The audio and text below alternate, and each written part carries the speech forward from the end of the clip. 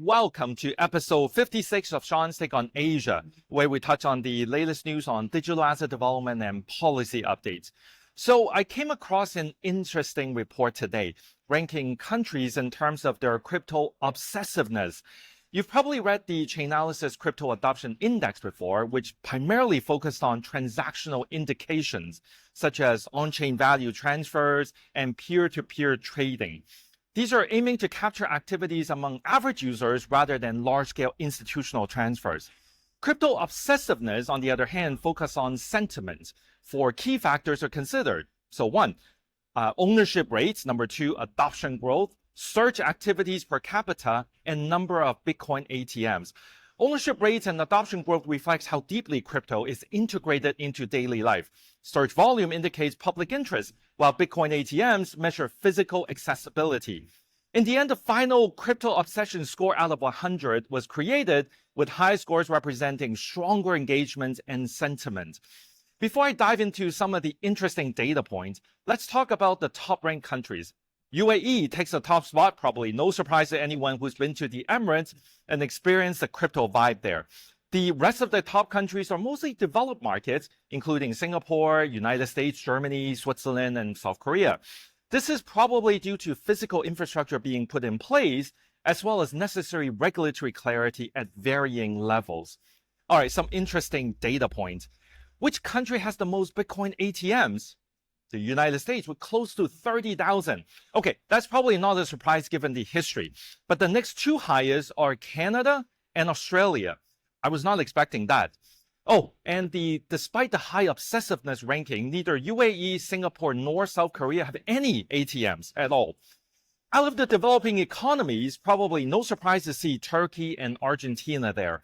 Crypto ownership is growing, monthly search is growing, adoption rate is growing. Given their depreciating currencies against the US dollar and inaccessibility to robust financial services to the general public, it is inevitable that these economies are highly obsessed with this new form of digital assets. In Asia, South Korea ranks the highest. Again, not a surprise given the fact that Korean exchanges have regularly ranked as having extremely high trading volumes, and the Korean won briefly became the highest trading local currency against crypto in the first half of 2024, passing the US dollar. Korea has also enacted a number of crypto regulation frameworks highlighted by the Virtual Asset User Protection Act last summer. This gives users more peace of mind when they're engaging in crypto activities. Thailand, Malaysia, Hong Kong, Vietnam, and Philippines are all in the top 20. Philippines and Vietnam have the highest search volumes, which caught my surprise.